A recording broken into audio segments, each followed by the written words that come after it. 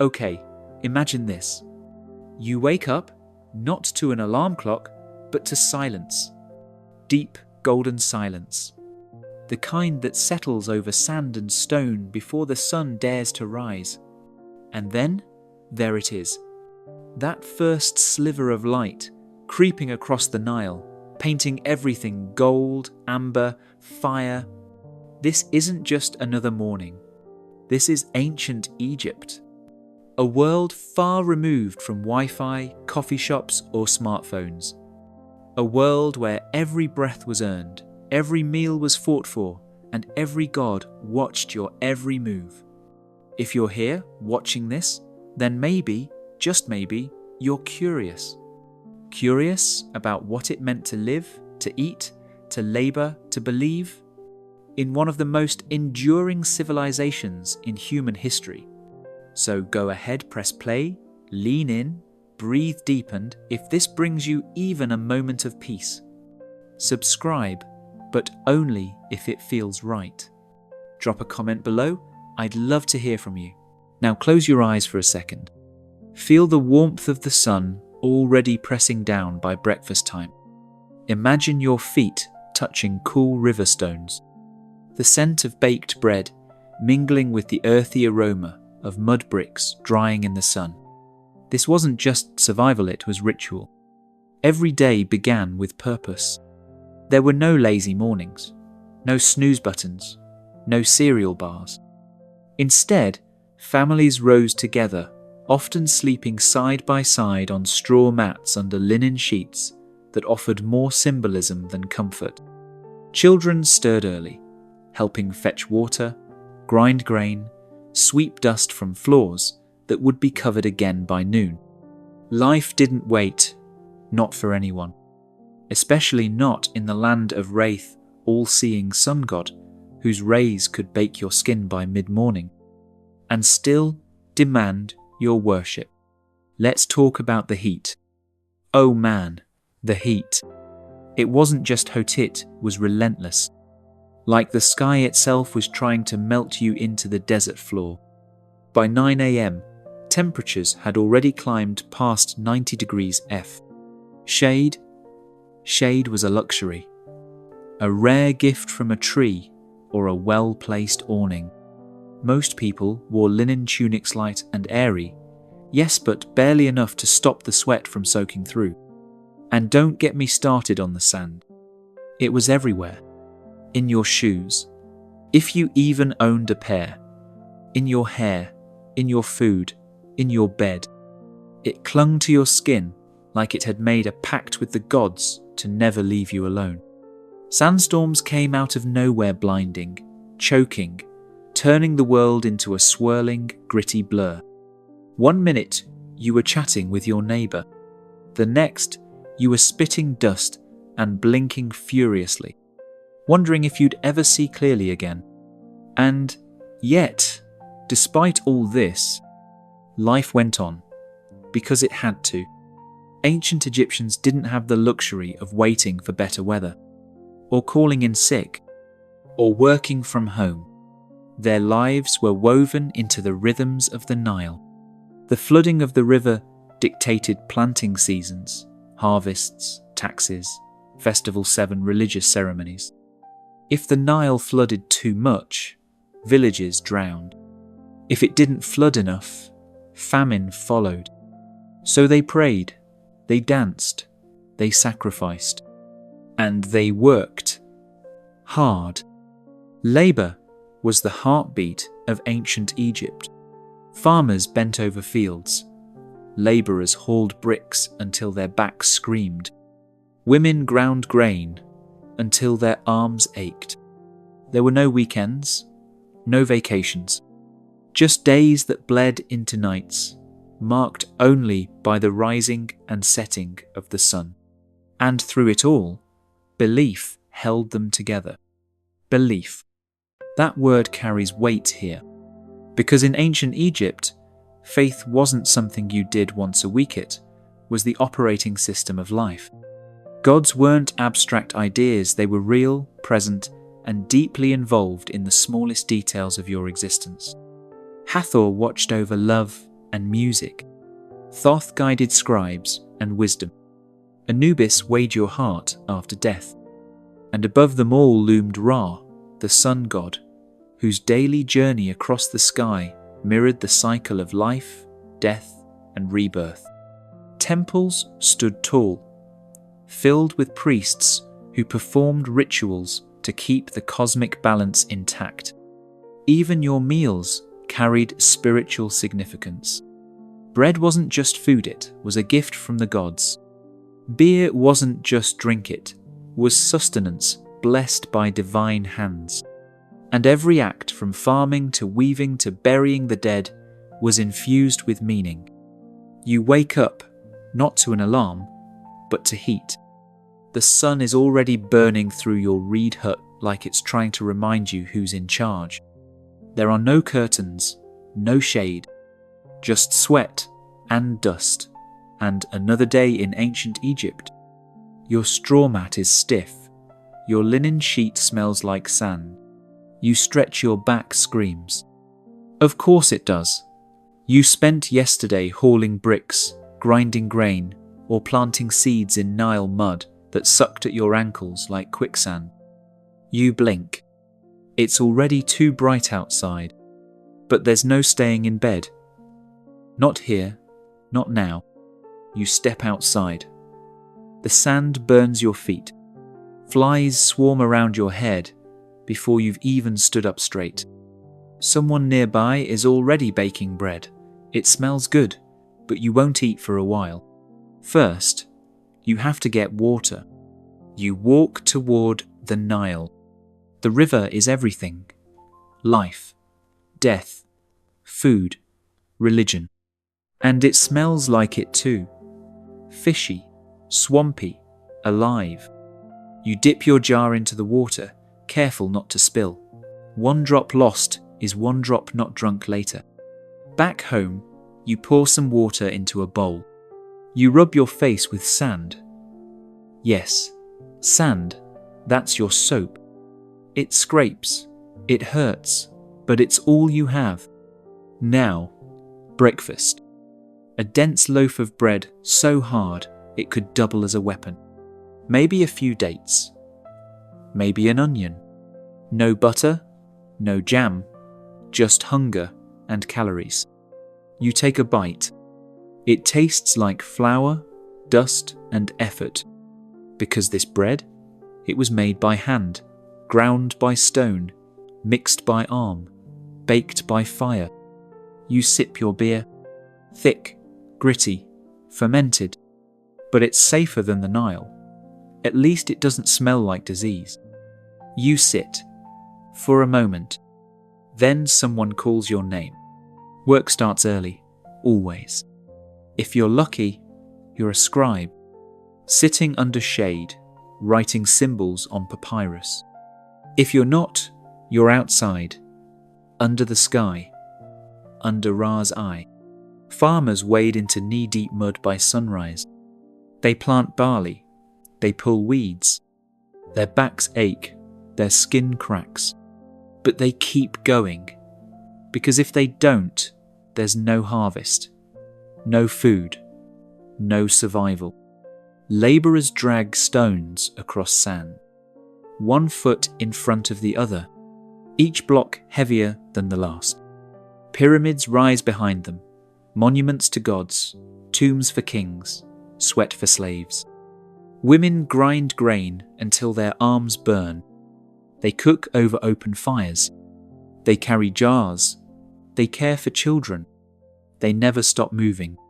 You are one of them. Or maybe you're none of them. Maybe you're just trying to survive another day without collapsing from heat. You tie your linen tunic tighter. It barely covers your shoulders. Sand gets everywhere. In your eyes, in your mouth, in your dreams. There is no sunscreen, only hope and sweat. And the belief that if you follow the rules, if you pray to Ra, honor Hathor, give offerings to Anubis, maybe the gods will let you live one more day. You pass a temple, priests chant, Incense curls into the sky. Offerings line the step spread, beer, meat, flowers. Not because the gods need to eat, but because the world needs balance. That's what they taught you. Ma'at, order, harmony. Without it, chaos. Without it, death. You pause, bow your head, say a prayer. Even if your voice is tired, even if your body aches, you believe. Because without belief, what do you have? Work, hunger, heat, and a sky full of gods watching every move. As the sun climbs higher, the ground burns hotter. You lift your tools, adjust your stance. Another day begins. And somewhere, deep inside, you wonder if you'll make it to tomorrow. Death, the afterlife. You die. Not suddenly, not peacefully, but eventually you do. And in ancient Egypt, death wasn't the end, it was the beginning of something bigger, something terrifying, something beautiful. Because when you die here, you don't just vanish. You go on a journey, a long one. Your soul leaves your body, yes, but it doesn't float away. It stays, watching, waiting.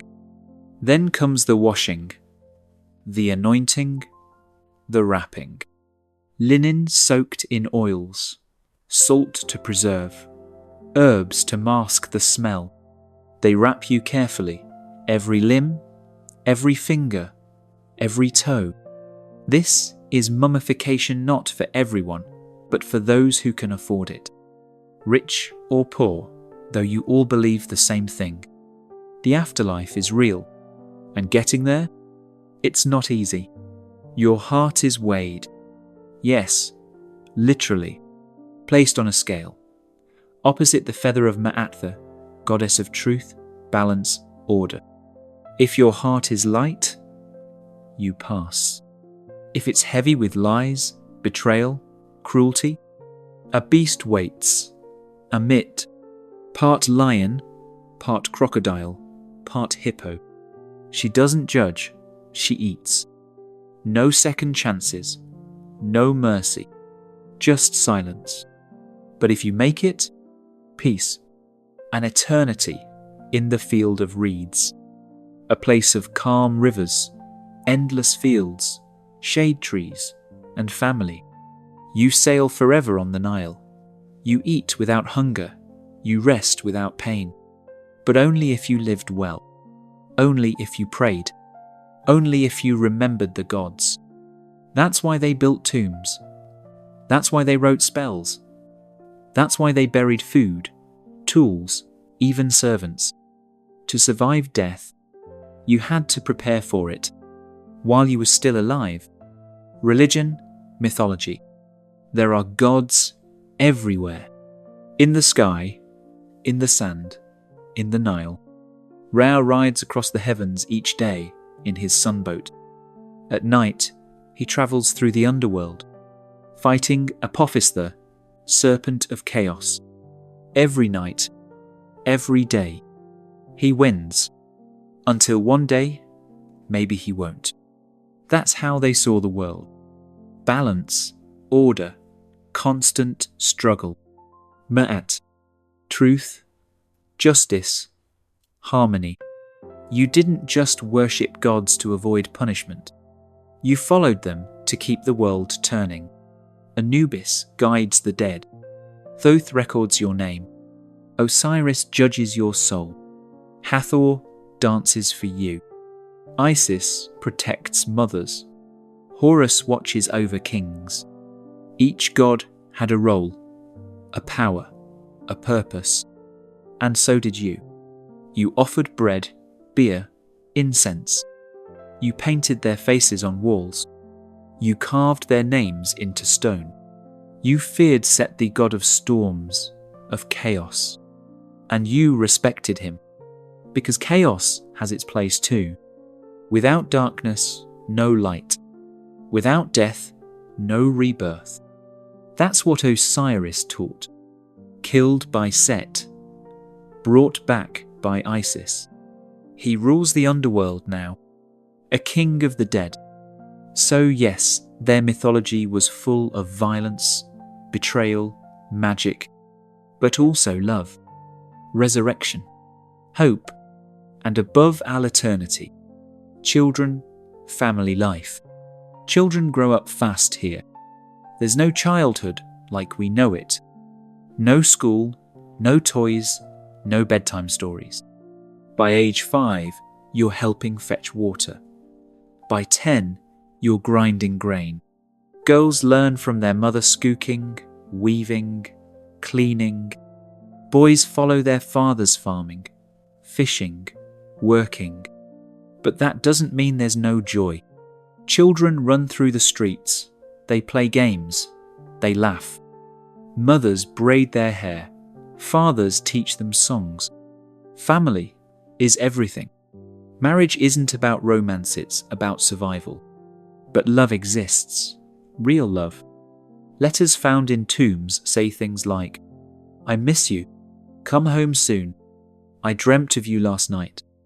Even in death, families stayed together, buried side by side, names etched together. Children were precious. Many didn't survive infancy, but those who did were cherished, given names like beloved, gift of the Nile, life bringer, because in a world ruled by gods and death, children were proof of life, of hope, of continuity. Festivals, celebrations. Once in a while, the work stops. The sun shines brighter. The river flows slower. It's time for a festival. And festivals in ancient Egypt, they were everything. Colour, music, dance, food, offerings, processions. People dressed in their finest linen, painted their faces, perfumed themselves. Priests led processions. Statues of gods rode in boats. Crowds chanted. Drums beat. Everyone danced. Even the gods got dressed up. Temples opened wide. Offerings piled high: bread, beer, meat, flowers. People feasted, drank, sang, danced under torchlight. Some festivals honoured Ra. Others celebrated Hathor, goddess of music and joy. Some marked the flooding of the Nile. Others mourned Osiris's death and celebrated his return. Festivals weren't just fun. They were spiritual acts, connecting people to the divine, reminding everyone, even in the grind of daily life, that joy matters, that beauty exists, that laughter echoes beyond sand and stone. And sometimes, just sometimes, the gods might be listening. So let's start with food. Breakfast in ancient Egypt wasn't exactly Instagram worthy. Picture this: a dense, coarse loaf of bread, sometimes baked around a rock to give it shape, other times slapped onto a flat stone and left to char. No butter, no jam. Maybe if you were lucky, an onion, some dates, or a dollop of honey. Water came from the Nile, which, let's be honest, was basically a floating petri dish. Beer was thick, yeasty, and probably tasted more like porridge than anything we'd recognise today. But hey, at least it was safer to drink than the river. The brewing process killed off parasites, which was a big deal when medical care meant chanting spells over mouldy bread and hoping the gods felt merciful. Lunch, more bread.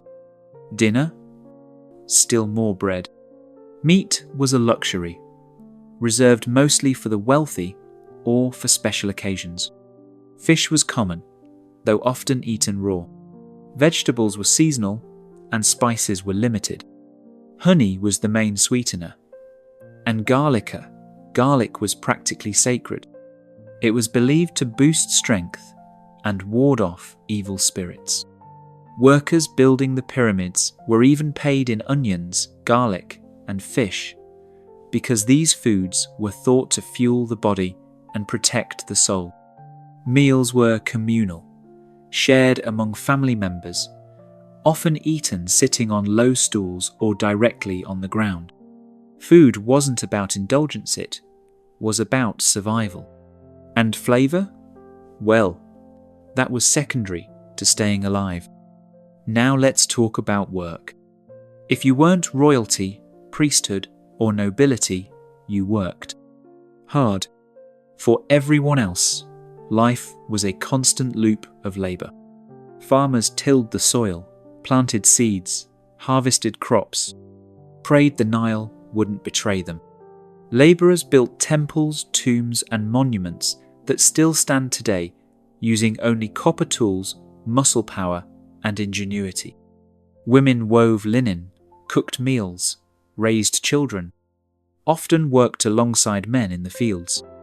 Scribes, the literate elite, recorded transactions, laws, prayers, and stories, writing in hieroglyphs that told tales of gods, kings, and everyday life. There was no such thing as work-life balance. Work was life. From sunrise to sunset, bodies moved, hands laboured, minds focused. And when the sun dipped behind the horizon, exhaustion settled in like a second skin. But even in exhaustion, there was rhythm. Music played a vital role in Egyptian life, not just in temples, but in homes, markets, and fields.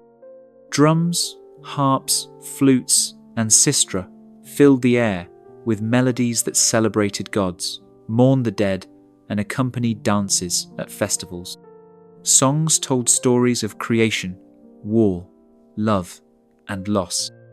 Rhythms echoed the pulse of the Nile, the beat of hearts, the pounding of chisels against stone. Music wasn't entertainment, it was connection.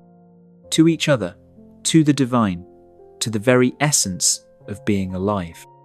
And during festivals, when the gods were honoured with parades, feasts, and offerings, music soared through the streets like a living spirit. Festivals were more than celebration, they were spiritual obligations. Dozens of festivals dotted the calendar, honouring gods, marking seasons, celebrating victories. People dressed in their finest linens, painted their faces, perfumed themselves with oils and resins, gathered in temple courtyards to witness processions of statues, dancers, musicians, and priests chanting hymns. Offerings of bread, beer, meat, flowers, and incense were presented to the gods, not as symbolic gestures, but as literal nourishment. The statues of deities were washed, clothed, fed, and adorned daily, because the gods needed to be kept strong. Without offerings, the divine might grow weakened, with them, the world. technology, architecture.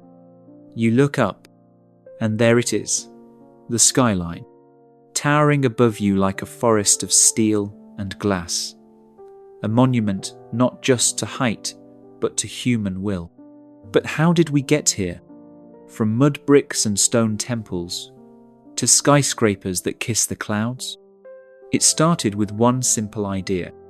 We want to build higher, not just for shelter, not just for power, but because looking up makes us feel something. Small, inspired, connected. And so, across centuries, we built. First with hands, then with tools, then with machines, and finally with dreams. In ancient times, buildings were born from sweat and muscle. Workers carved limestone by hand. They mixed clay into bricks. They hauled everything on their backs or with wooden sleds. There were no cranes, no elevators, no blueprints. Just eyes on the horizon, and minds imagining what could be. The pyramids of Egypt, built with ramps, ropes, and relentless labour, each block weighing as much as a car. moved across desert sands by thousands of workers pulling, pushing, chanting, sweating, and yet they stood for thousands of years. Then came Rome with concrete. Yes, Rome invented a form of concrete over 20 years ago. They poured it into wooden molds, created vaults, domes, baths. The Pantheon still stands today, its massive dome untouched by time, proof that concrete could outlast empires. But after Rome fell, architecture slowed, shrunk, returned to wood and stone, until iron came, then steel, then glass, and suddenly the sky was no longer the limit, it was the goal. In the late 1800s, a man named Elisha Otis changed everything. He didn't invent the elevator, he made it safe. With a simple but brilliant invention, the safety brake. Before him, lifting people in a box suspended by rope was terrifying. After him, you could go up, up, up, and not worry about falling. That changed cities forever. Because now, you could live above your neighbour, work above your shop, sleep above the noise. And architects saw something new in the sky, space, real estate. So they built steel skeleton stall, strong frames wrapped in glass and stone. Buildings no longer had to be thick-walled fortresses. They could be light, sleek, tall, and New York answered the call.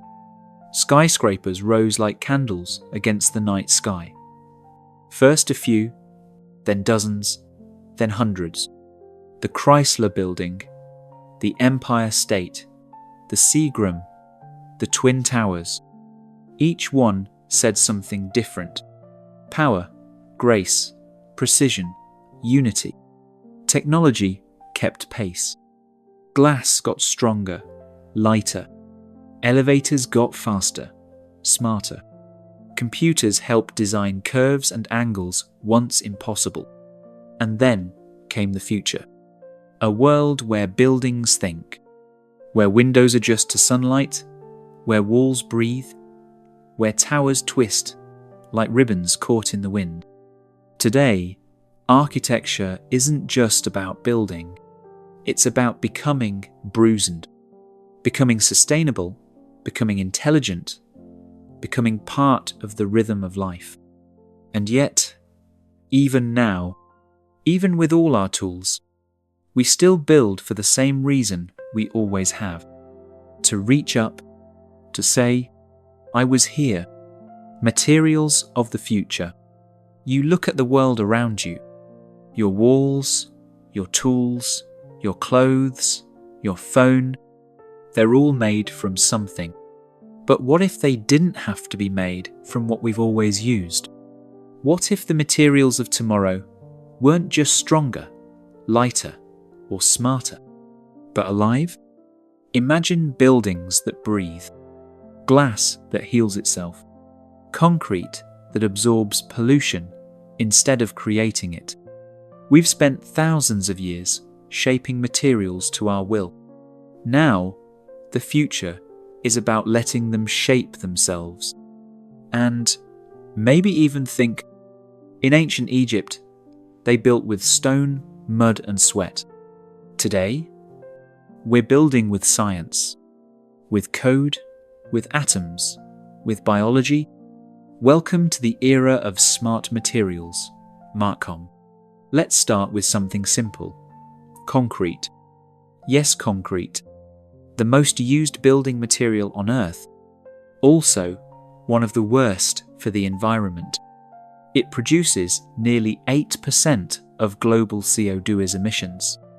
But what if concrete could fix its own cracks? Enter bioconcrete. Developed by scientists in the Netherlands, this self-healing concrete uses bacteria that eat calcium lactate.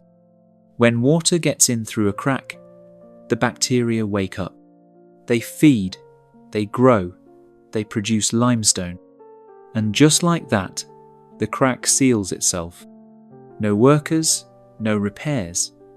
Just life doing what life does best. Or how about glass? Fragile, right? Not anymore. Engineers are now making metallic glass, crayons stronger than steel, but as moldable as plastic.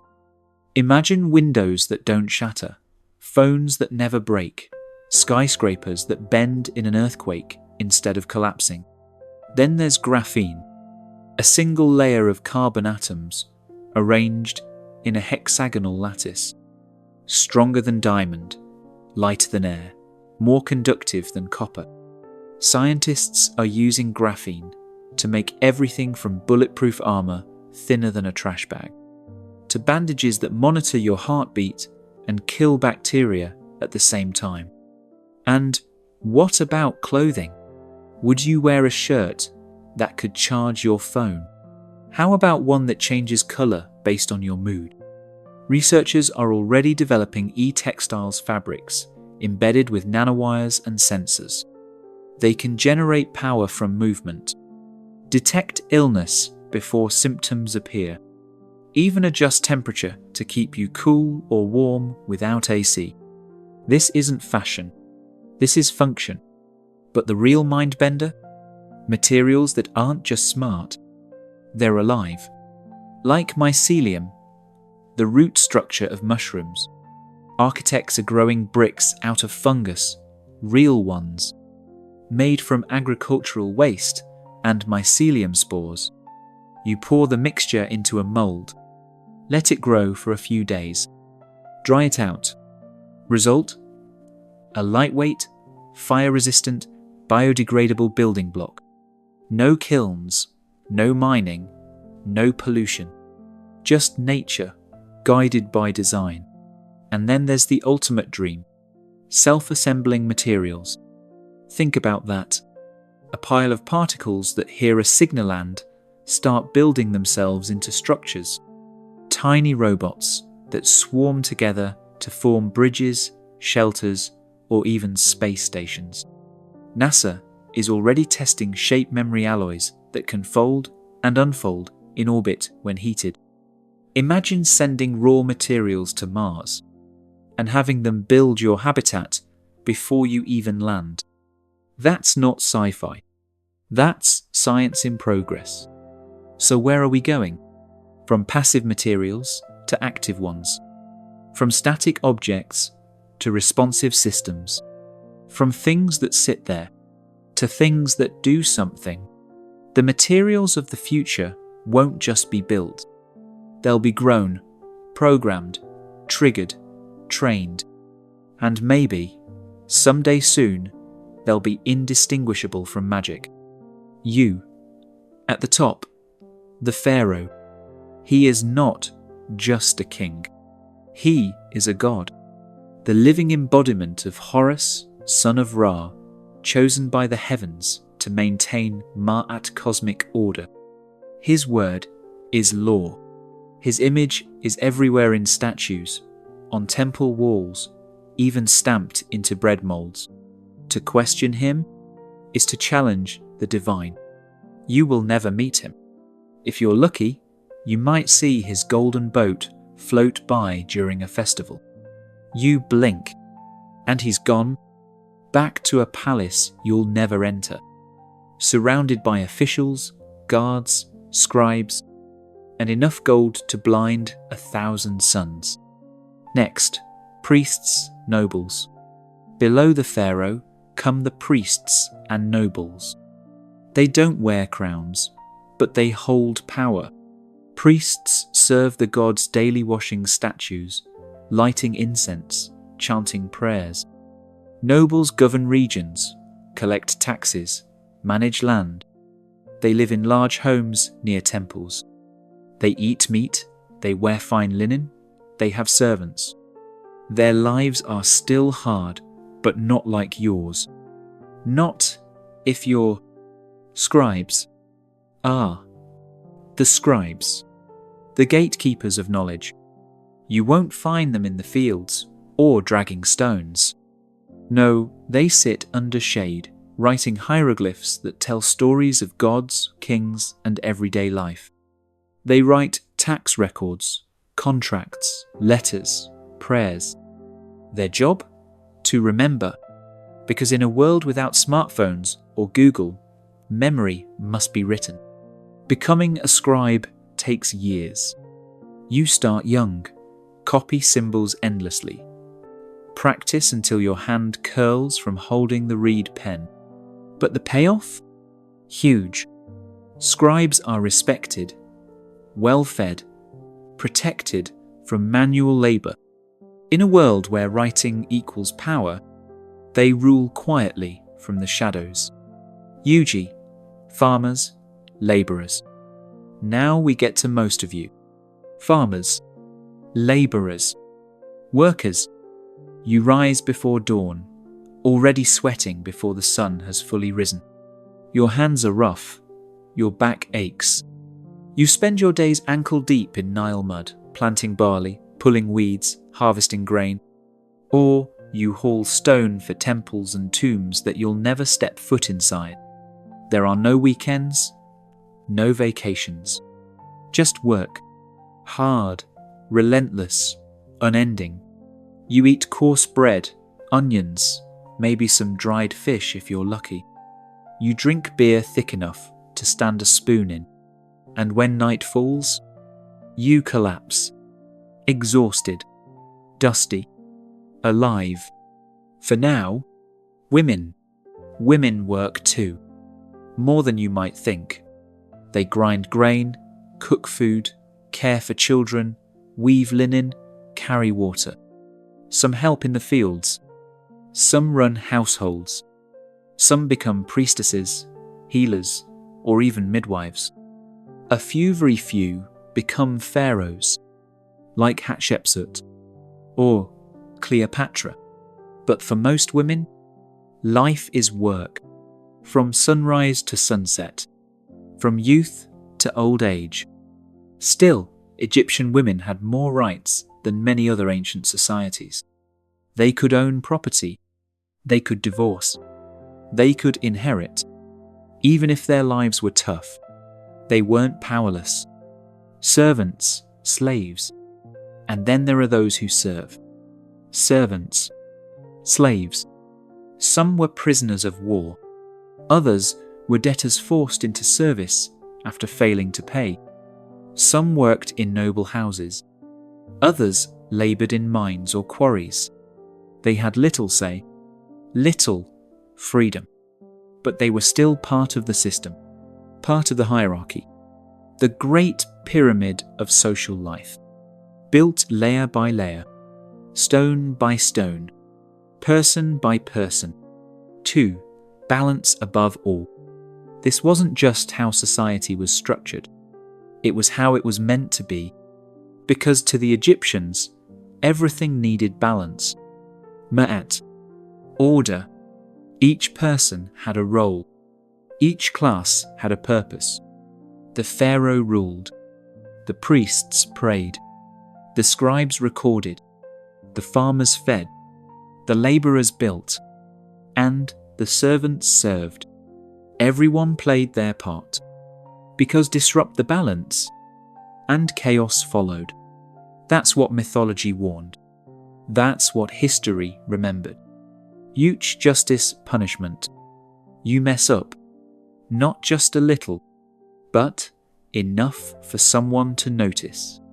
Maybe you stole bread. Maybe you hit someone. Maybe you insulted the wrong person like, say, the pharaoh. And now there are consequences. Because in ancient Egypt, justice wasn't just about laws. It was about balance. Ma'at, the divine order that held everything together. If you broke that order, the punishment wasn't just earthly. It could follow you into eternity. Justice started at the top. Pharaoh was not only king, he was God, which meant his word was law. And if he said you were guilty, you were guilty. No appeals. No jury. Just silence and judgment. Below him were high officials, governors, and local judges who handled everyday disputes. Land rights, debts, theft, assault. Most people never saw Pharaoh, but they felt his presence in every ruling, because his authority was everywhere, even in the smallest village. Punishments varied. For minor offences, whipping, beatings, forced labour. For bigger crimes, amputation, exile, execution. And for the worst, tomb robbery? That was spiritual treason, because grave robbers didn't just steal gold, they stole eternity. So when thieves broke into tombs, stealing amulets, food offerings, even mummies' jewellery, they weren't just punished in life, they were cursed in death. Their names were scratched off records. Their bodies were mutilated. Sometimes their hands or noses were cut off. Why? Because without a nose, you couldn't breathe in the afterlife. Without hands, you couldn't work. You were erased from memory, from history, from eternity. And what about women? Did they get treated differently? Sometimes. Sometimes not. Women could bring cases to court. They could sue. They could testify. But punishments often reflected social roles. A man who beat his wife might receive lashes.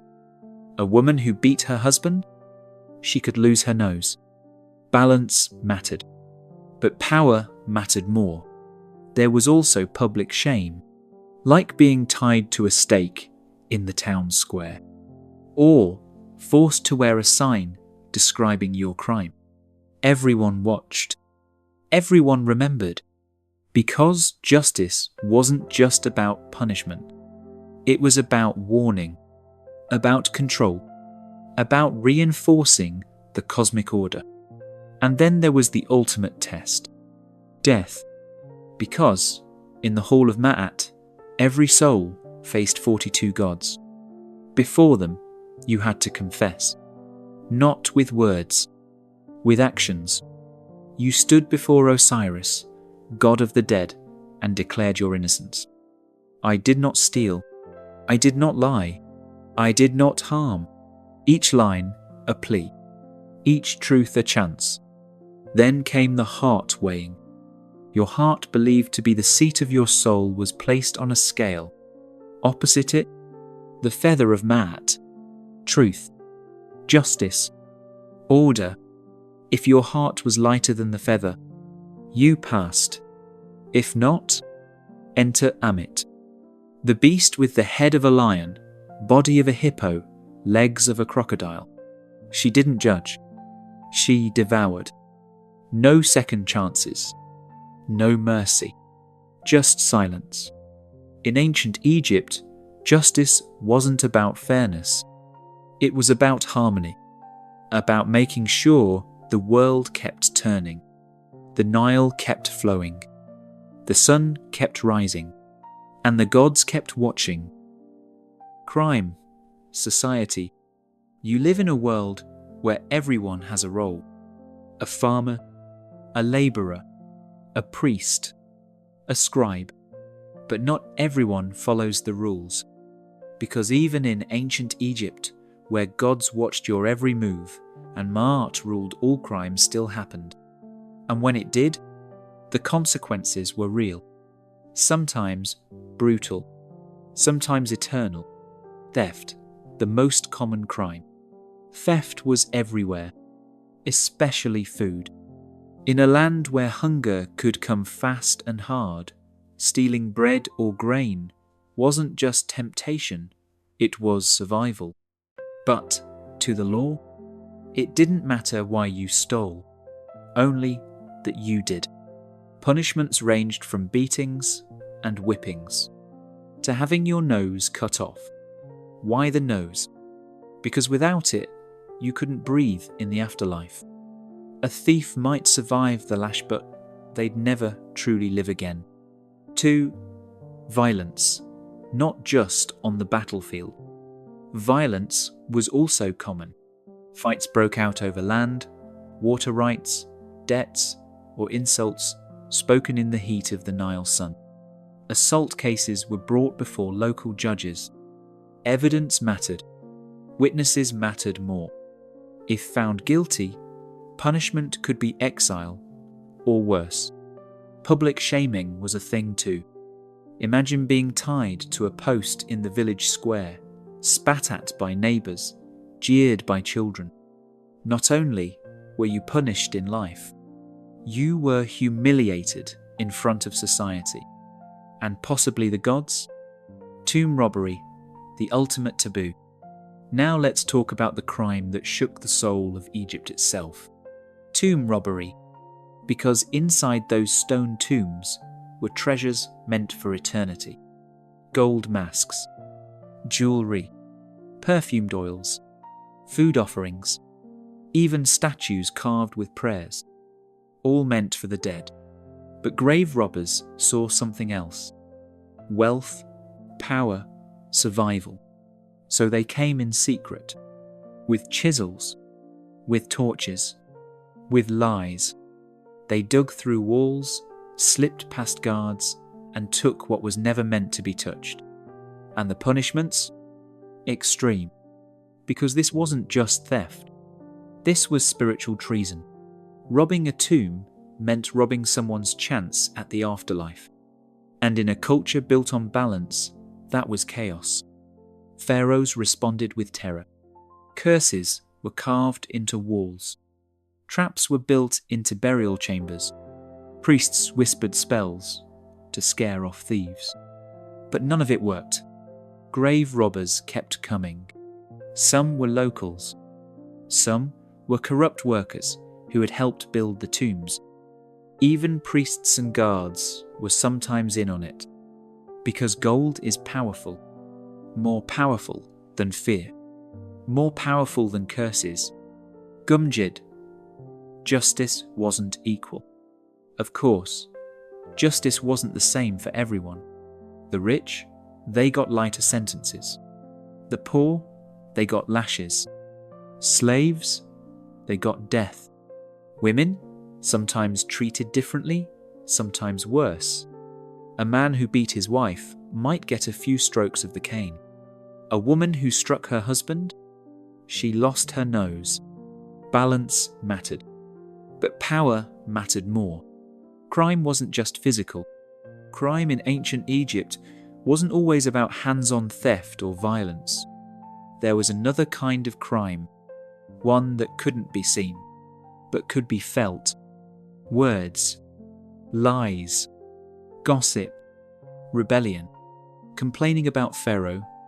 That was dangerous.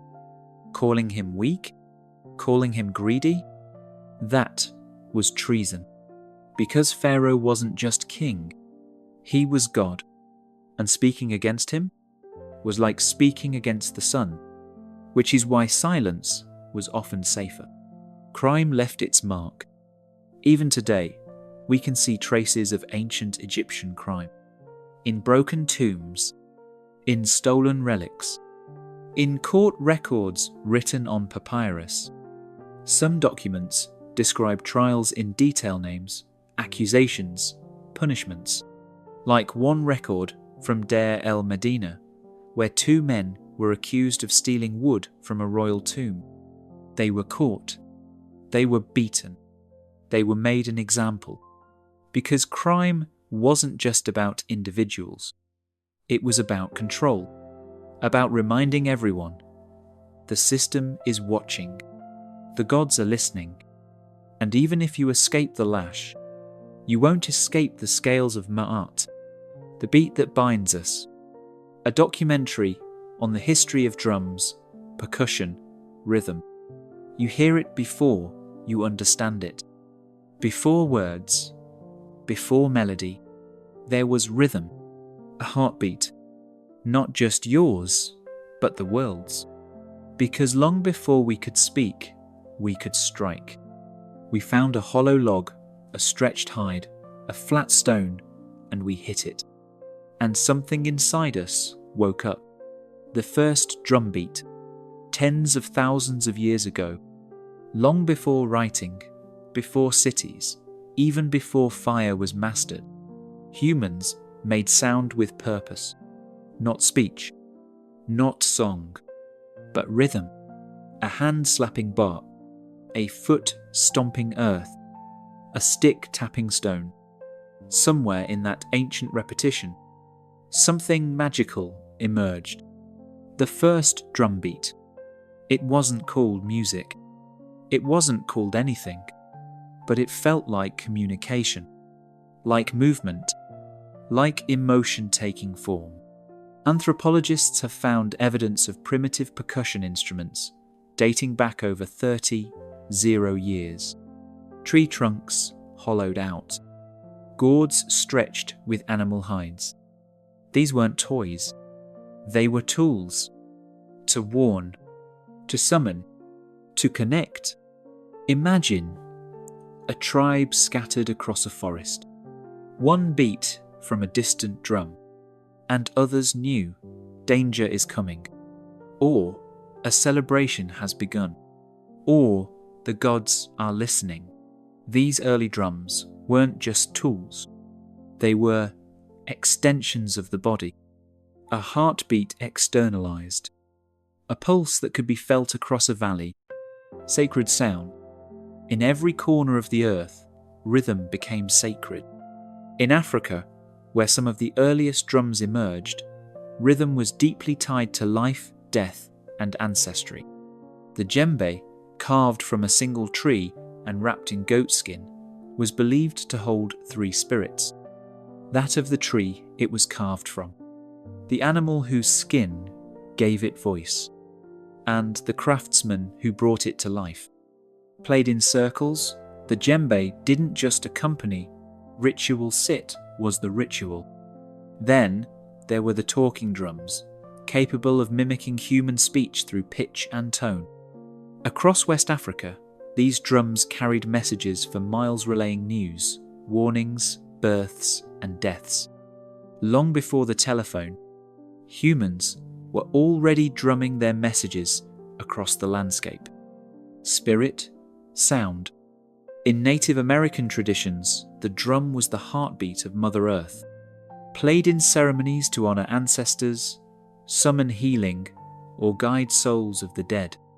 The large powwow drum, played by a circle of drummers, was both musical and spiritual. A communal pulse that aligned humans with nature and spirit.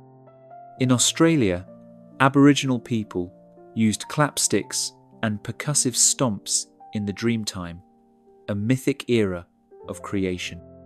In the Arctic, Inuit shamans struck frame drums to enter trance, state-seeking visions, or communicating with spirits during long dark winters. These weren't performances.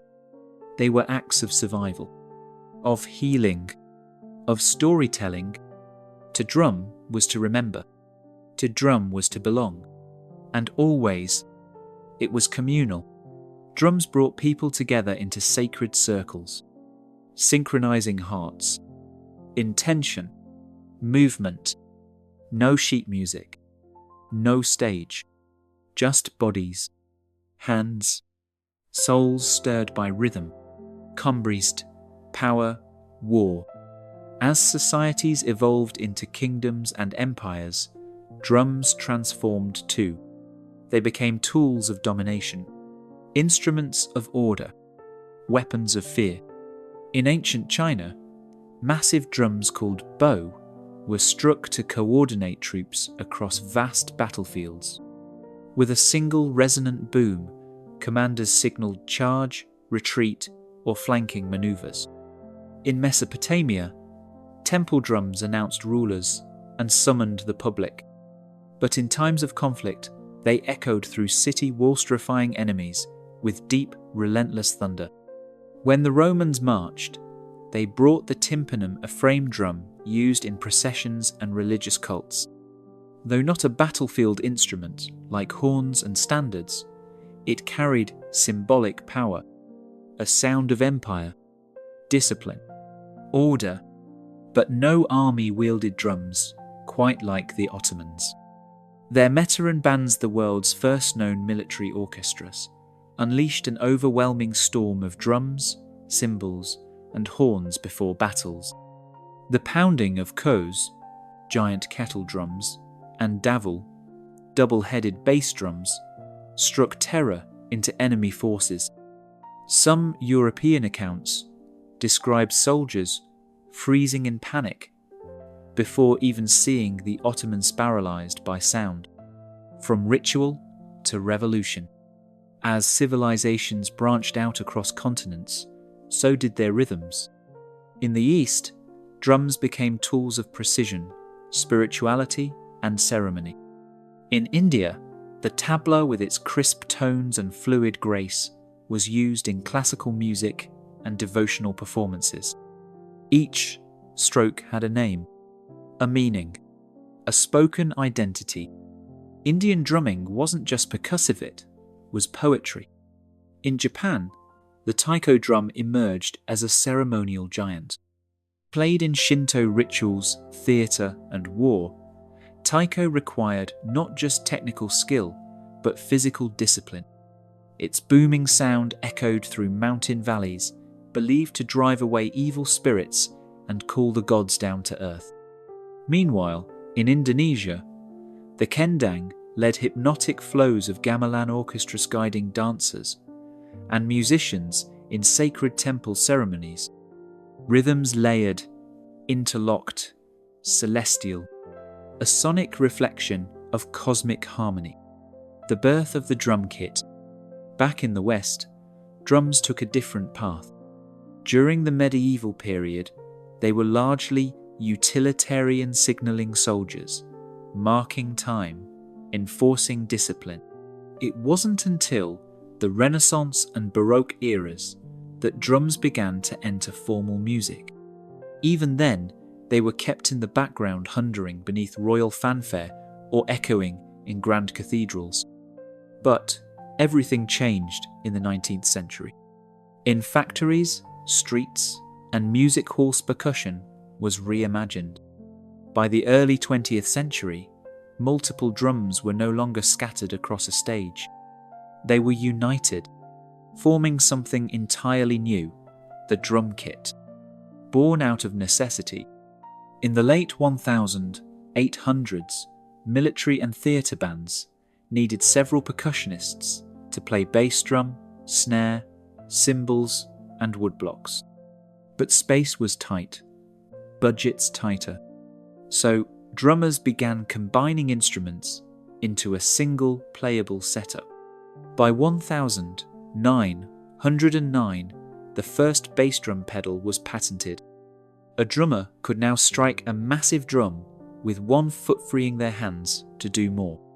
The idea caught fire.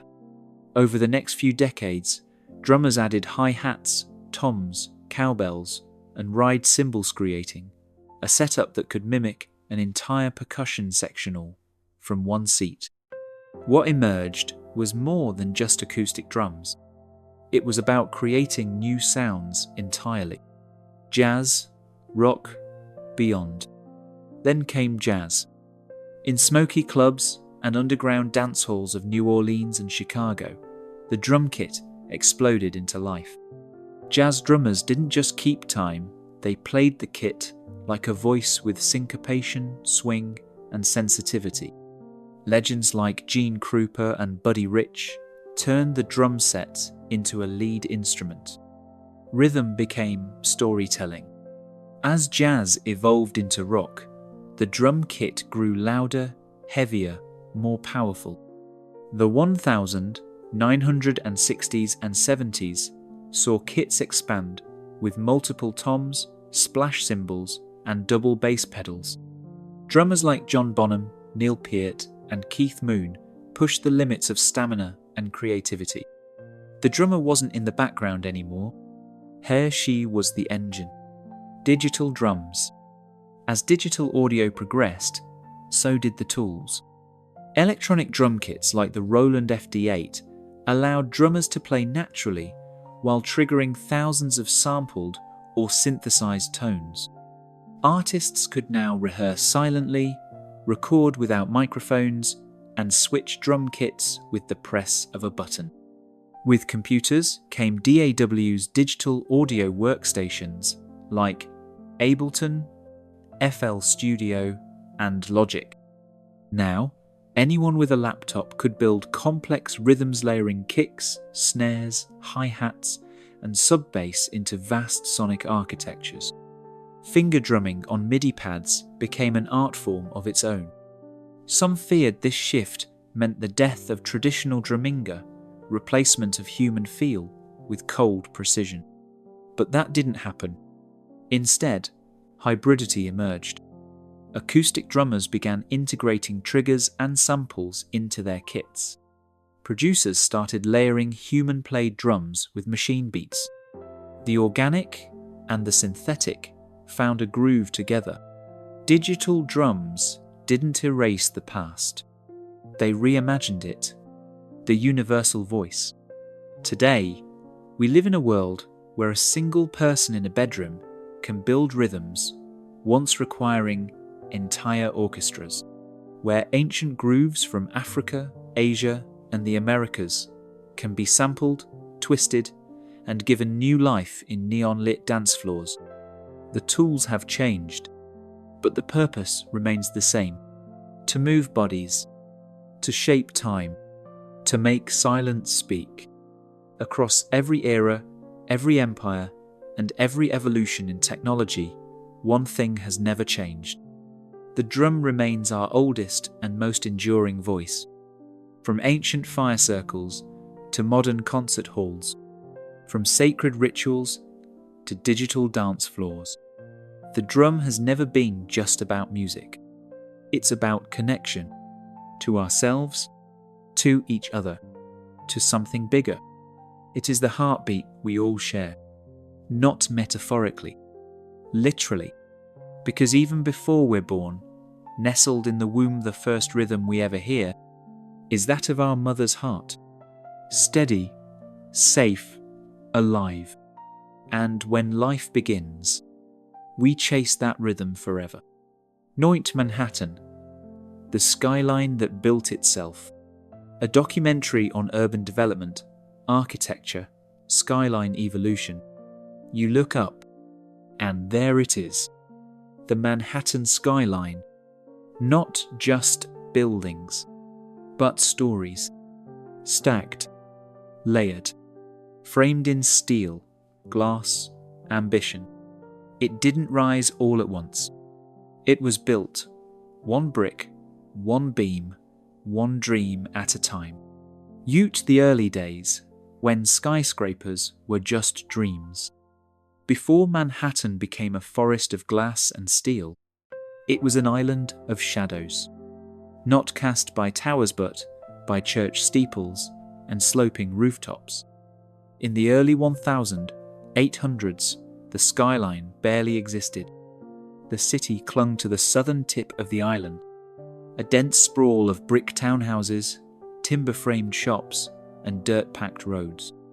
Buildings rarely climbed beyond 5 or 6 stories, not because ambition was lacking, but because gravity had the final say.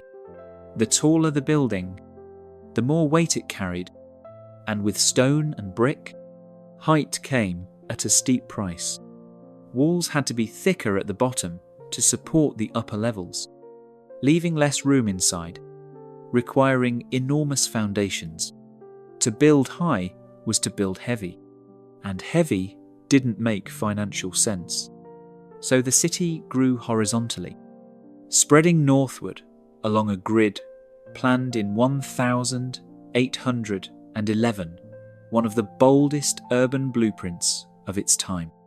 But beneath that grid, beneath layers of cobblestone and soil, Manhattan held a secret weapon. Bedrock, deep, dense, unwavering. The granite spine that ran beneath the island would one day support some of the tallest structures in human history.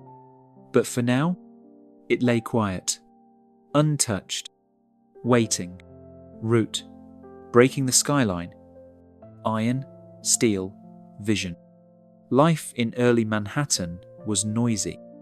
But grounded, commerce bustled in the harbour. Ships lined the piers. Horses clattered through narrow streets. The economy grew. Immigration surged. And the island swelled with energy. But still, the city hugged the ground. The sky remained untouched. The only real vertical statement? Churches. Trinity Church's spire, completed in 1846, rose over 280 feet.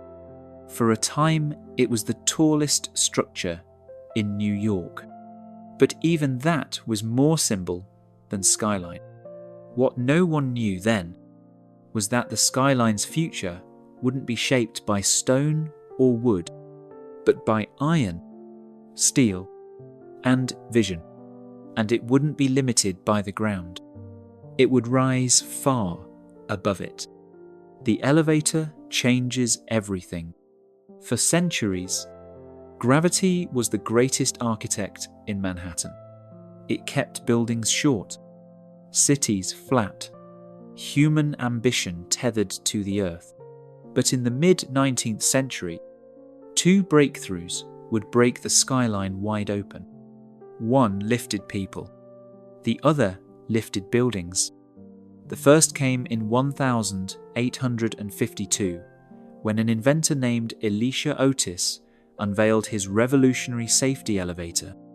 In a dramatic demonstration at the New York Crystal Palace, Otis stood on a platform suspended high above a crowd. He ordered the rope to be cut. The crowd gasped, but the platform didn't fall. A hidden mechanism locked the lift in place. With that single breathtaking moment, Otis changed the rules of height. Until then, the top floors of buildings were the cheapest. No one wanted to climb stairs. But once elevators became safe and practical, those upper floors became premium space, offering light, air, status. The vertical city suddenly made economic sense. But being able to move people upward wasn't enough. Buildings still relied on load-bearing walls, which grew thicker and more cumbersome the higher they went. That's where innovation number 2 arrived. The birth of the steel skeleton. The steel skeleton. End of quote. In the 1880s and 1890s, engineers began using steel frames to support the weight of buildings, allowing exterior walls to become thin curtains rather than heavy structural anchors. This method, known as steel frame construction, gave architects a new freedom: build as high as the frame could handle. Suddenly, height was no longer a risk. It was a strategy. The technology had arrived. The materials were here. And Manhattan, with its solid bedrock and booming economy, was the perfect canvas. The island's tight geography encouraged vertical thinking, and its status as a financial capital meant that everyone from banks to newspapers wanted their name visible in the clouds. The elevator made the sky accessible. The steel skeleton made the sky buildable. Together, they didn't just change architecture, they redefined what a city could be. Now the race would begin. Not outward, upward. The race to the sky begins. By the late 19th century, New York City was no longer content to sprawl. It wanted to soar. The ground was full. The streets were packed. And the only place left to build was up.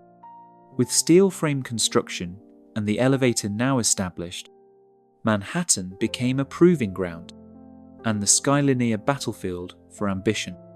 The first shots were fired in the 1890s. In 1890 and 90, the New York World Building, home to Joseph Pulitzer's newspaper empire, rose 20 stories above Park Row. Briefly, the tallest office building in the world. Not to be outdone, The Park Row building claimed the title next in 1899, standing at 391 feet. End quote. Each new tower was a declaration not just of wealth, but of vision. To build higher was to announce, "We are the future." Soon the skyline began to sprout with steel giants.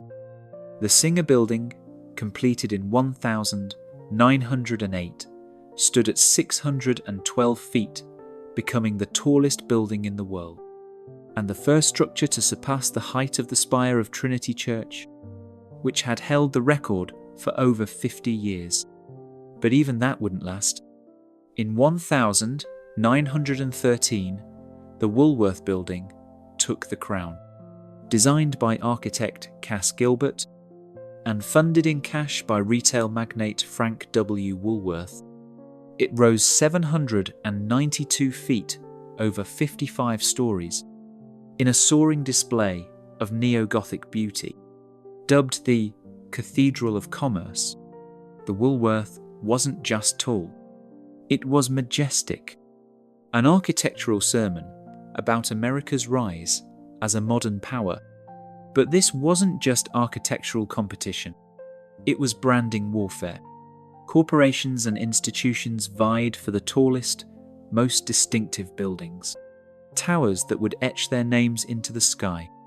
Every new height was a headline, every silhouette a symbol.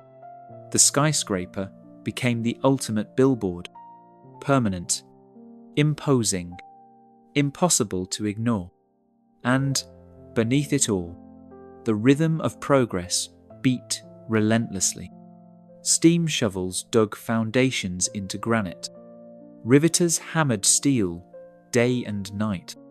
Immigrants and iron workers balanced on beams hundreds of feet in the air, with no harnesses, only grit and resolve. The skyline was no longer theoretical. It was real, and it was rising. The Jazz Age rises, Art Deco, the style of height, as the 1920s roared through Manhattan. The skyline began to dance, just climb. This was the era of Art Deco, a time when architecture wasn't only about height, but style.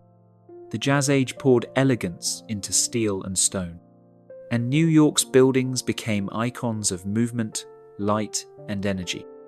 The most dazzling of them all? The Chrysler Building, HE8. Completed in 1930, it stood 46 feet tall, briefly becoming the tallest building in the world. Commissioned by car magnate Walter Chrysler, the tower wasn't just a monument to corporate success. It was a symphony of design. Its stainless steel, spire built in secret and hoisted into place overnight shimmered in the sun like a crown. Ornamental eagles, modelled after hood ornaments, jutted from the corners like guardians of the future. With its curves, chevrons, and machine-age detailing, the Chrysler Building didn't just scrape the sky, it seduced it. But the race wasn't over. Just a few blocks away, another titan was rising. UT, the Empire State, king of the skyline. The Empire State Building, completed in 1931 during the depths of the Great Depression, soared to 250 feet, stealing the title from Chrysler and holding it for nearly 40 years. Built in just 410 days, with thousands of workers labouring through wind, snow, and steel dust, the Empire State wasn't just a building, it was a message. New York endures. While much of the country struggled, Manhattan pushed upward.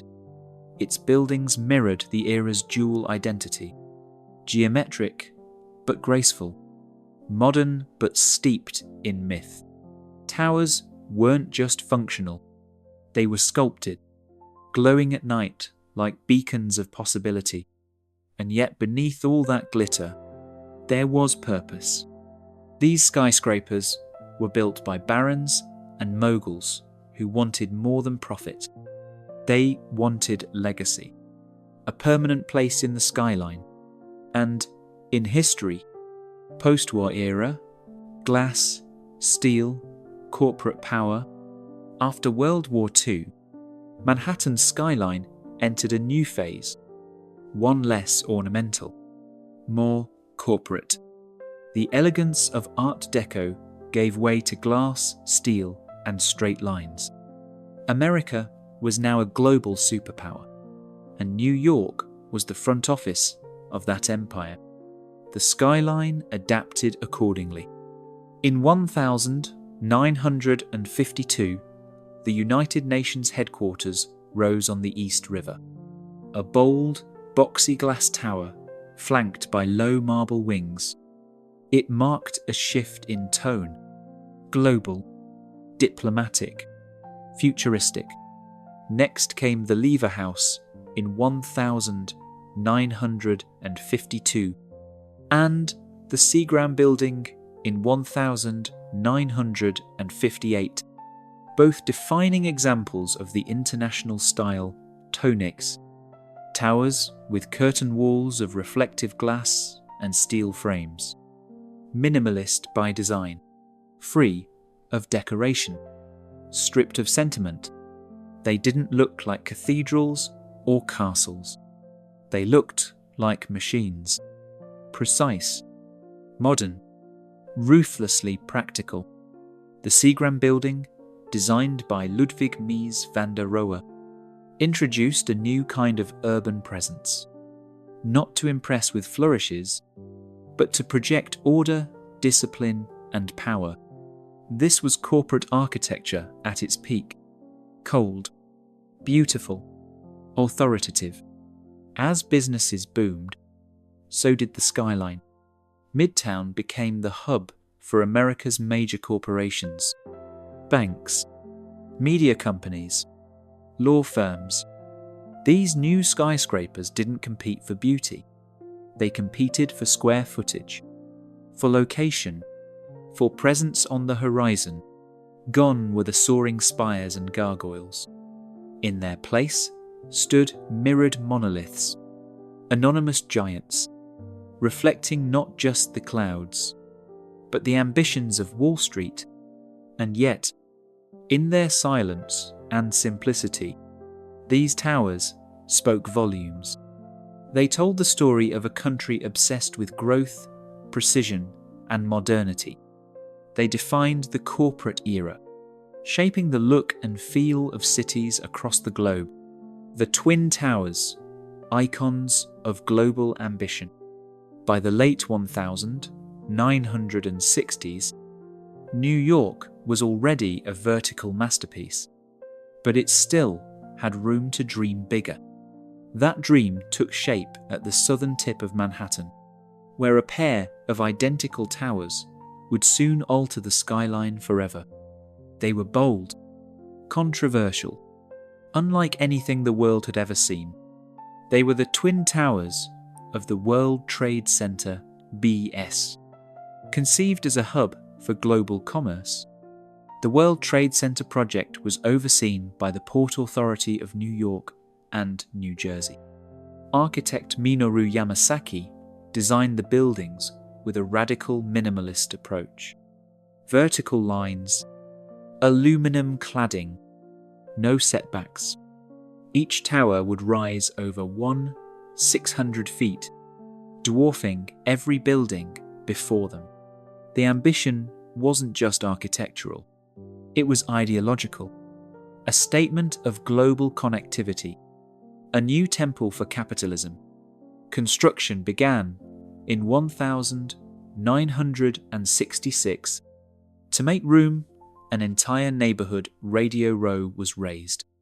The foundations required a revolutionary technique known as the slurry wall, allowing engineers to build deep into the soft riverbed while holding back the Hudson.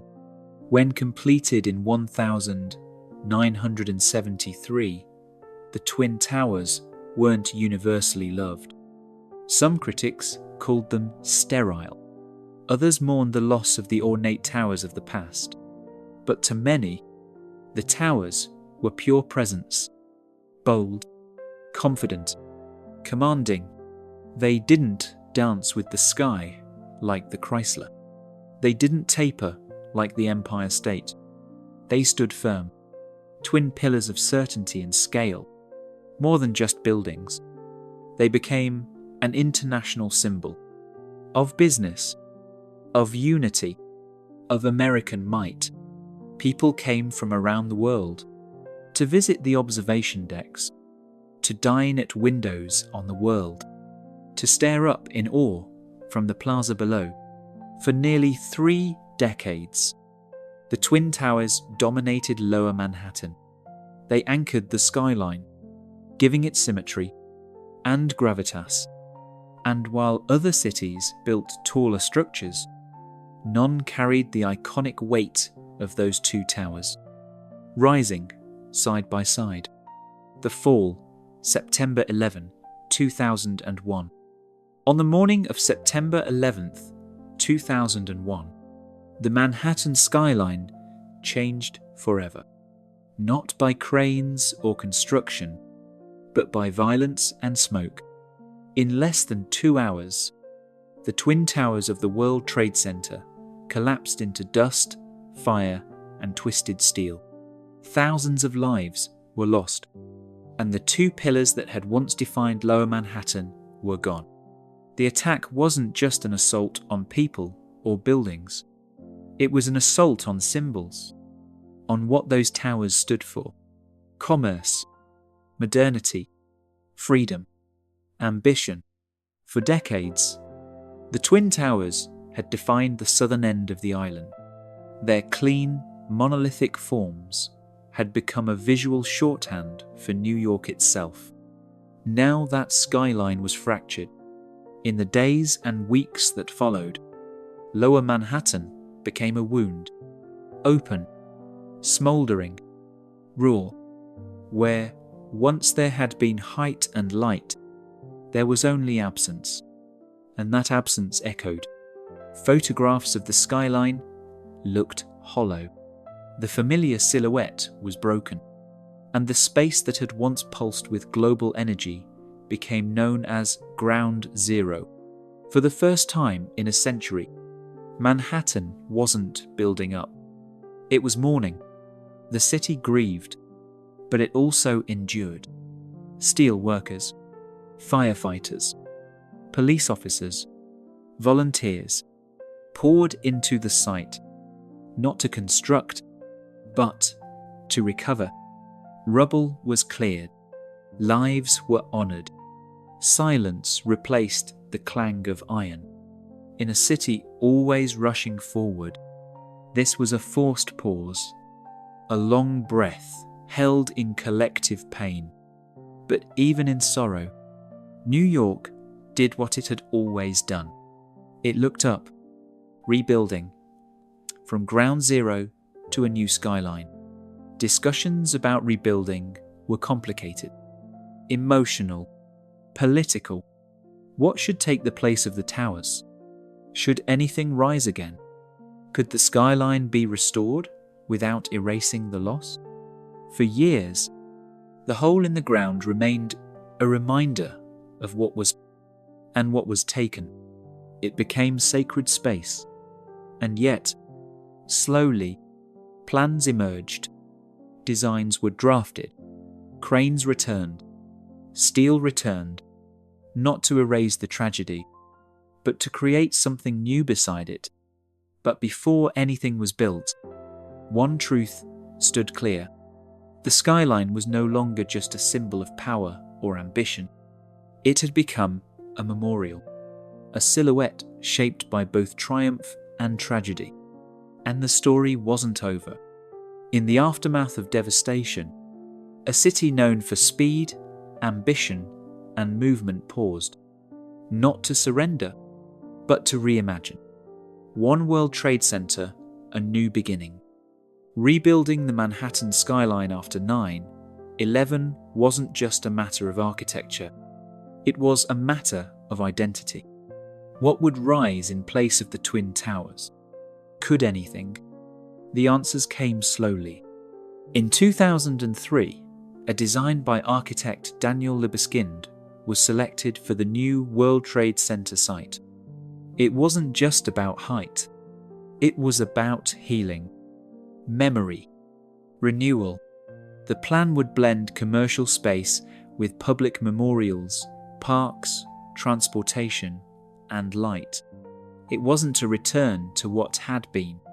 It was a statement of what could be. At the heart of it all stood a new tower, One World Trade Center, originally called the Freedom Tower, rising from the northwest corner of Ground Zero. It would become the tallest building in the Western Hemisphere at 776 feet, a number chosen to echo the year of America's independence. But this wasn't just about patriotism.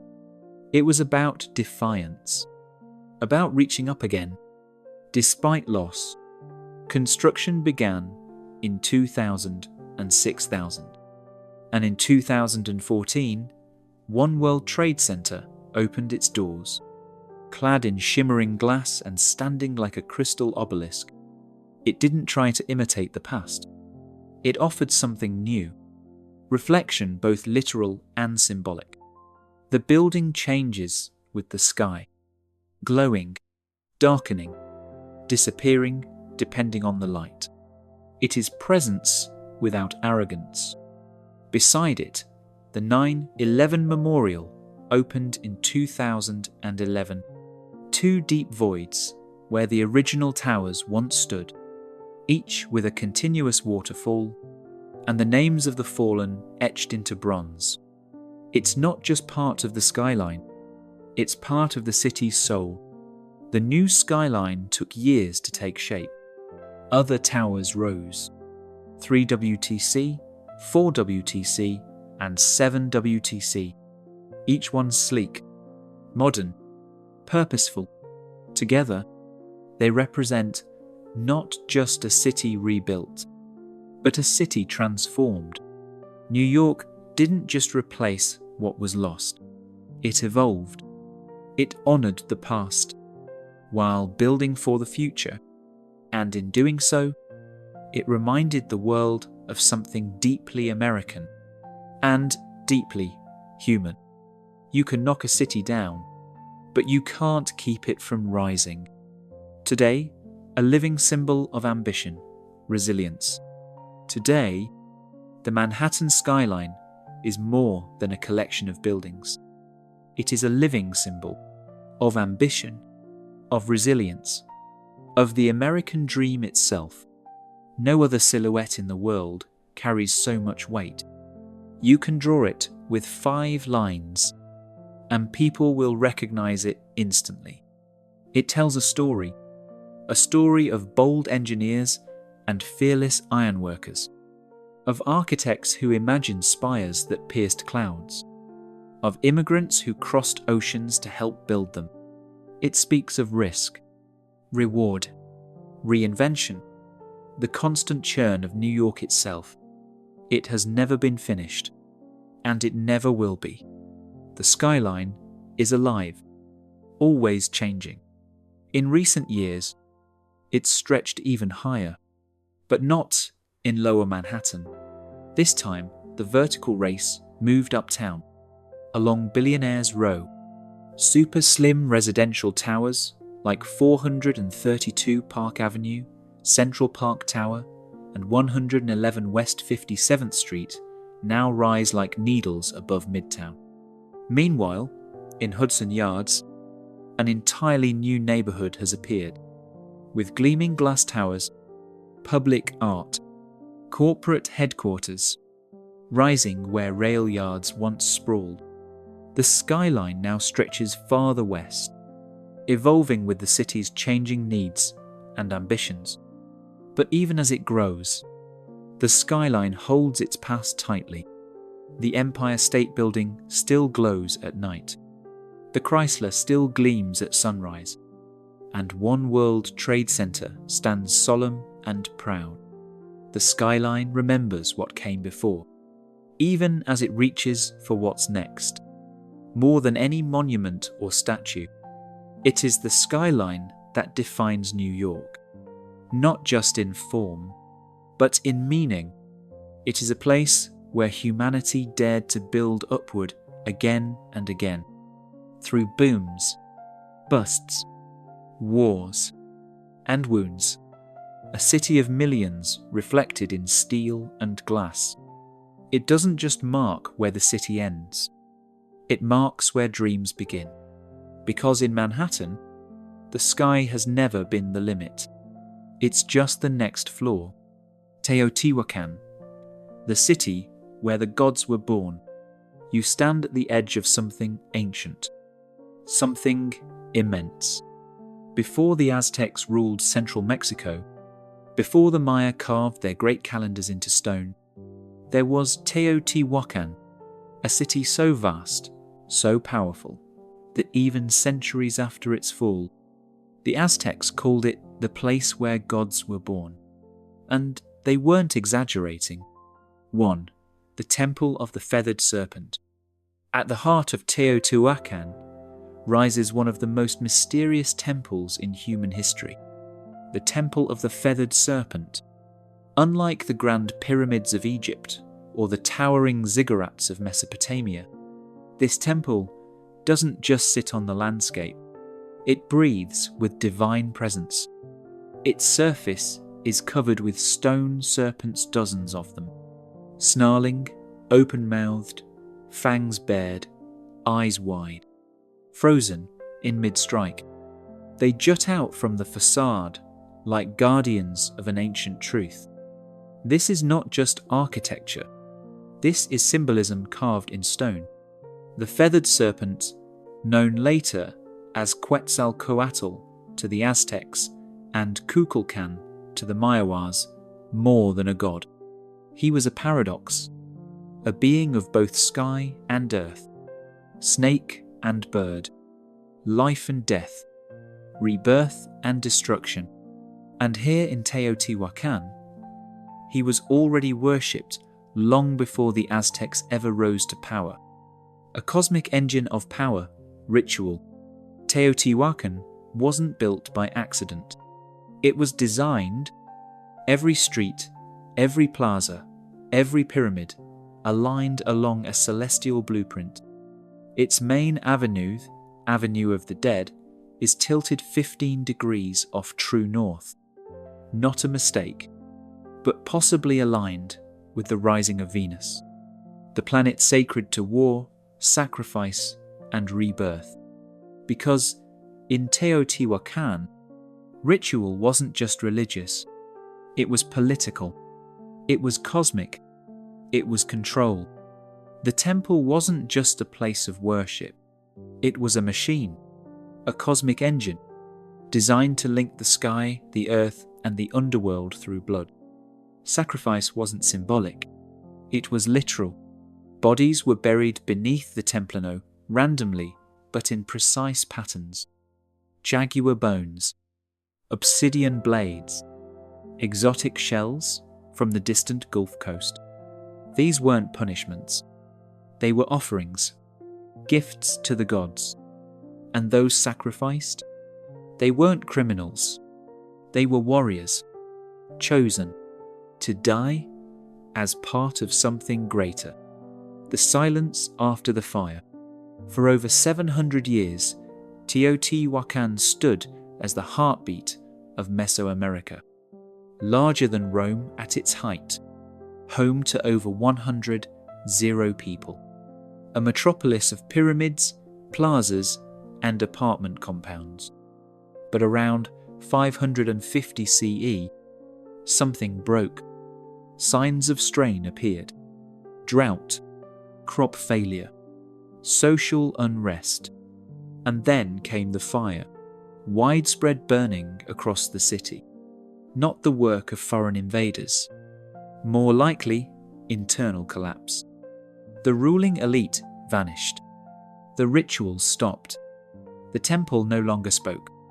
And yet, the silence didn't erase the memory. legacy that outlived the empire. Centuries later, the Aztecs stumbled upon the ruins. They were awestruck. They believed gods had built this place.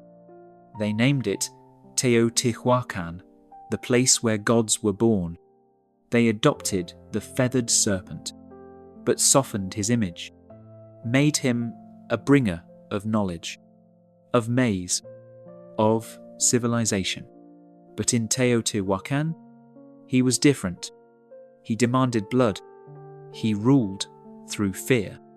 And his temple was a statement of power, one that still echoes today.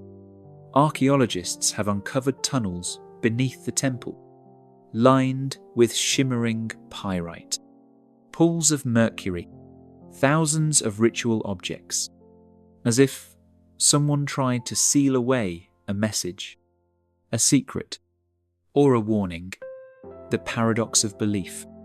So, what happened to Teotihuacan? We may never know, but we do know this. It was more than a city.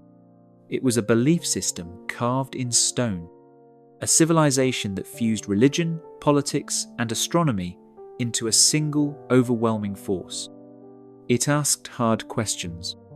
How far will humans go to feel connected to the divine? Can beauty coexist with terror? What happens when power and religion become one? And maybe most hauntingly, did Teotihuacan fall because it reached too close to the gods? A place that still watches. Today, tourists snap photos. Children run past the stone serpent heads. But the ground beneath their feet? It's soaked in over 200 known human sacrifices. And still the temple endures. Its legacy isn't just architectural. It's psychological, spiritual, cultural. Teotihuacan may be gone, but it has never truly fallen. Because some places don't need walls to survive. They live on in myth, in fear, in awe, and in the stories we keep telling, even now, even thousands of years later. Tudong, the mystery of who built Teotihuacan. You walk the avenue of the dead. Sunlight glints off volcanic stone. Pyramids rise like mountains made by human hands. And yet, no one stands here to claim it. No king's name carved into stone. No royal seal stamped on temple walls. No epic poems praising a great leader. It's as if the city built itself. Or worse, as if its builders vanished without a word. Oh, a city without a signature. Teotihuacan was massive. At its peak around 100 to 250 feet, housed over 100 people, making it one of the largest cities in the world at the time. Bigger than Rome, more complex than Athens. But unlike those places, there is no known writing system. Note 2. No records, no names, no stories passed down from its original builders. We don't even know what they called themselves. The Aztecs came centuries later and named the place Teotihuacan, the place where gods were born, because that's the only explanation that made sense. Who else could build something this vast and then just disappear? The people behind the power. So who were they? We don't know, but we have guesses. Some believe Teotihuacan was ruled not by a single emperor or god king, but by a council of elites, a theocratic ruling class that combined religious authority with political control. Others suggest it was a multi-ethnic state, home to people from across Mesoamerica. Archaeologists have found neighborhoods with distinct cultural markers, Maya-style murals, Zapotec pottery, and foreign burial practices. This wasn't just a city. It was an empire of ideas, a melting pot of cultures drawn together by trade, religion, and ambition. But still, no one has found a ruler. No statues of kings. No thrones. Just silence. 2. The temple that speaks for itself. If you want to understand Teotihuacan, look at the temple of the feathered serpent. End of chapter E. Unlike any other structure in the ancient Americas, this temple doesn't just sit on the landscape, it dominates it. Its surface is covered in stone serpents, snarling and open-mouthed, fangs bared, eyes wide.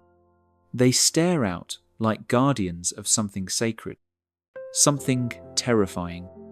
This isn't decoration, it's propaganda, a message carved in stone. Power, control, divine right. But again, no names, no faces, just symbols, clues beneath the stone. To find answers, archaeologists have dug deep, literally. In 2011, researchers uncovered a sealed tunnel beneath the temple, lined with shimmering pyrite, pools of mercury, thousands of ritual objects, jaguar bones, obsidian blades, human remains. These weren't random offerings. They were carefully arranged sacrifices. End of section. Over 200 bodies, many young men between 15 and 25 years old. Some wore necklaces made of human jawbones. Others had their hands tied behind their backs. Obsidian knives lay nearby. Black, sharp, final. This wasn't punishment. This was ceremony. Every stone, every body, every blade. Part of a cosmic machine, designed to link the sky, the earth, and the underworld through blood. Cosmic engineers. Teotihuacan wasn't built randomly. It was designed. Every street, every plaza, every pyramid, aligned along a celestial blueprint. The Avenue of the Dead runs at a 15 degrees angle off true north, not a mistake, but possibly aligned with Venus, the planet most sacred to Mesoamerican civilizations. The Temple of the Feathered Serpent sits directly along this axis, as if the city itself was trying to speak to the stars. This wasn't just architecture. It was astronomy, astrology, cosmic engineering. But again, no names, no rulers, just systems. Echoes across Mesoamerica. Even without writing, Teotihuacan left a mark, far beyond its own borders. Its influence reached the Maya cities of Tikal and Copan.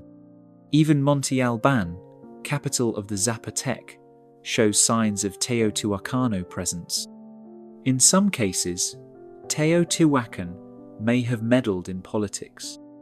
One theory suggests Teotihuacan emissaries helped overthrow a local Maya king to install someone more favorable to their interests. But how did a city with no known writing system command such power? How did a society without a single named ruler project influence hundreds of miles away? Maybe they didn't need names. Maybe they ruled through myth, through fear, through faith. The fall, when the gods went silent. Around 550 CE, Teotihuacan began to fall apart. Signs of strain appeared decades earlier. Drought, crop failure, social unrest. Then came the fire. Widespread burning across elite compounds, temples, and administrative buildings. But not from invaders, from within. This was likely an uprising, a rebellion against the priest kings who once ruled from above. The Temple of the Feathered Serpent was ransacked, sculptures defaced, ritual spaces desecrated, and then silence? Not total abandonment, but collapse. Trade networks crumbled, artistic production ceased. The rituals stopped. The gods seemed to go quiet. The legacy that remained. Centuries later, the Aztecs arrived in the Valley of Mexico. They stumbled upon the ruins. They were awestruck. They believed gods had built this place. They built their own myths around it. The feathered serpent, known to them as Quetzalcoatl, became central to their cosmology.